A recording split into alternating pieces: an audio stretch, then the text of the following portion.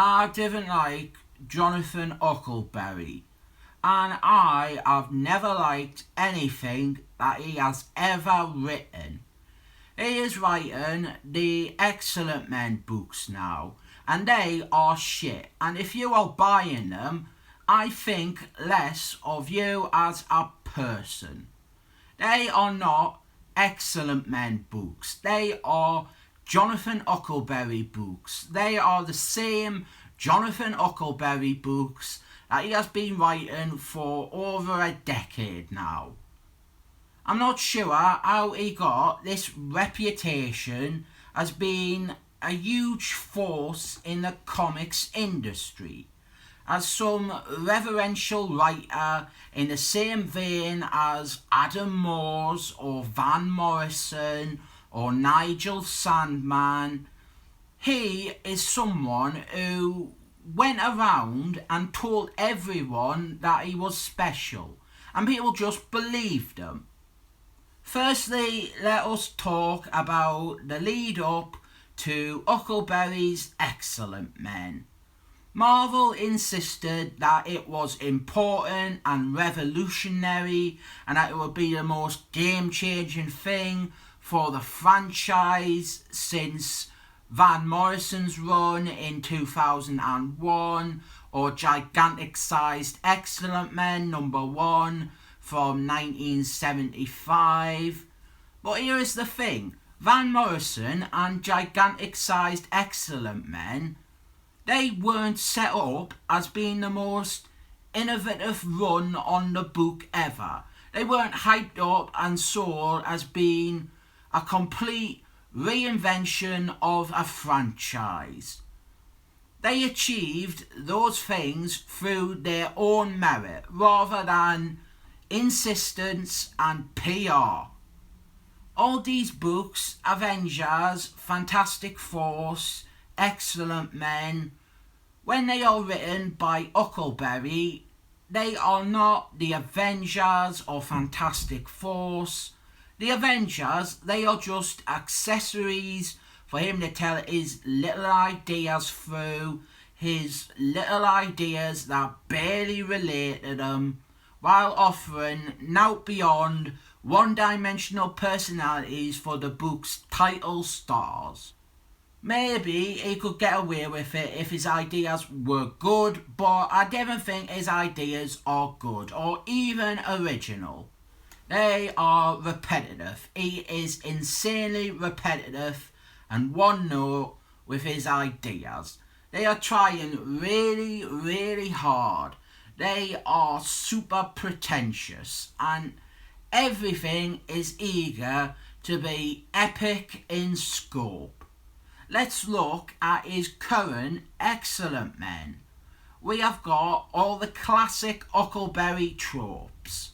There's a secret sanctuary and hidden cities and ancient societies and cosmic makers and metaphysical builders and pretentious page fillers he has made in Microsoft PowerPoint. Loads and loads and loads and loads and loads of page filling pretentious graphics. But let's get specific about how unoriginal it is. When Huckleberry was on the Ultimate Marvel books, he had a floating island sanctuary for muties that was ruled by corn. In his hot new Excellent Men books, he has got a floating island sanctuary for muties. Also corn is there, and he looks exactly like his ultimated version. He did this same basic idea on the Avengers with the Builders and their sanctuary called the Garden. He did it on Fantastic Four with the 4 cities of forever shite. At most, he changes the names around, but it's the same thing. Then we have got characters. The Excellent Men, they have got an enormous cast of characters with extremely dedicated fan bases. And Jonathan Huckleberry, he has looked at this amazing roster of characters and decided that none of them are that interesting, and what people really want to read about is his inane revamps of them. Dr. X, he has just started cosplaying as the Maker, a Huckleberry character from the Ultimated books, who he brung over to the main universe.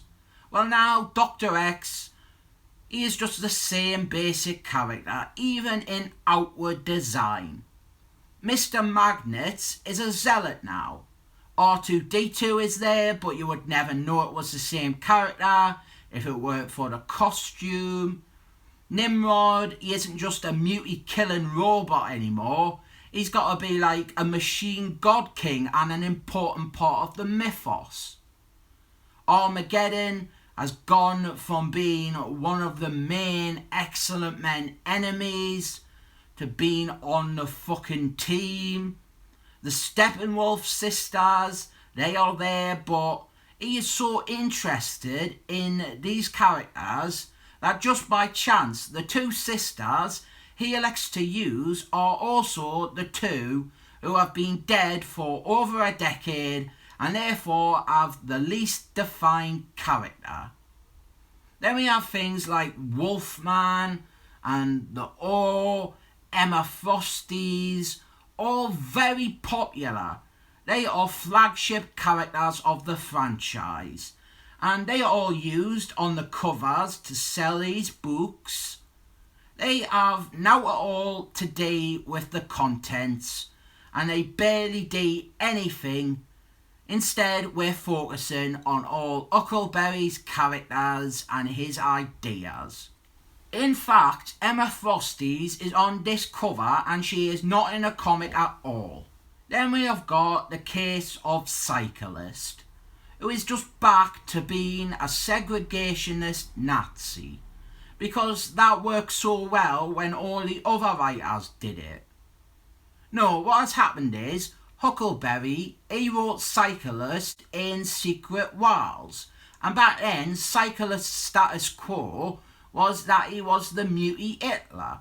So now Huckleberry is back and he is just reverting Cyclist to the same character he wrote the first time around.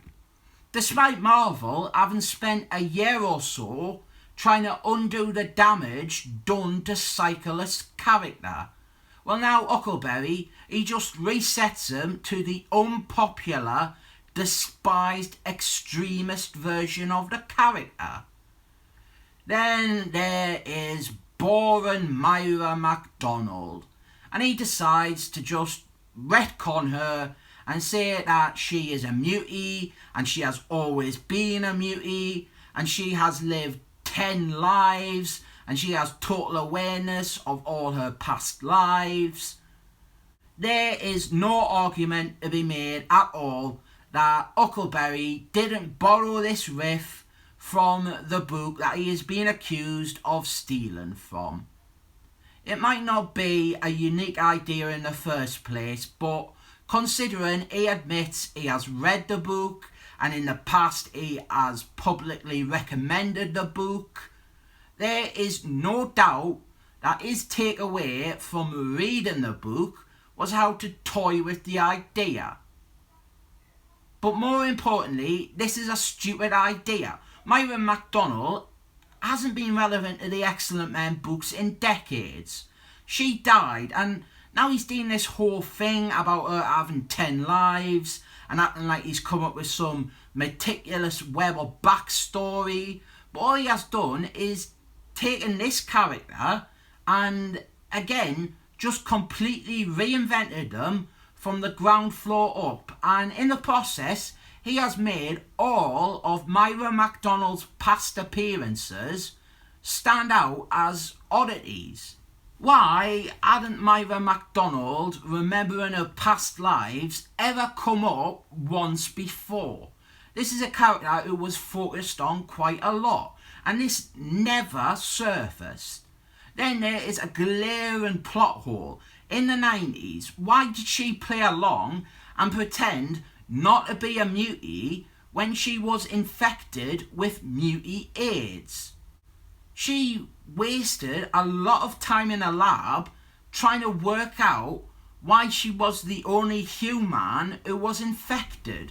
But all along, she remembers her past life. She knows she is a mutant. She knows why she has been infected with mutant AIDS. And in the process, she is just creating a public panic by suggesting that humans could contract mutant AIDS.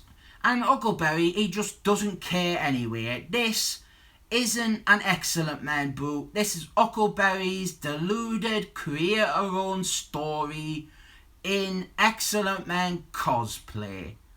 And that brings us on to the X thing. He's saying that the X stands for 10, like in Roman numerals. Like it's the Tensolent Men. The 10 represents the 10 lives that Boar and Myra has lived through, and the whole Marvel universe revolves around Boar and Myra, and it's all shaped by Boar and Myra and her 10th fucking go at life. And even this very basic and lame idea that the X can also stand for 10 isn't original. Nearly 20 years ago, Van Morrison came up with the idea that the X in Weapon X was Roman numerals, meaning that Wolfman was the 10th attempt to make a super soldier. He was Weapon 10. That worked, that was clever, and it didn't pretentiously break something as essential as the book's fucking title. Jonathan Huckleberry, he's just borrowing other people's ideas, or borrowing and repeating his own ideas, and he is demanding that we accept him as a revolutionary genius. Jonathan Huckleberry is properly awful, and if you are buying or supporting his Excellent Men book, you are just wrong. It is shit, and you are shit, and it will always be shit, and so will you.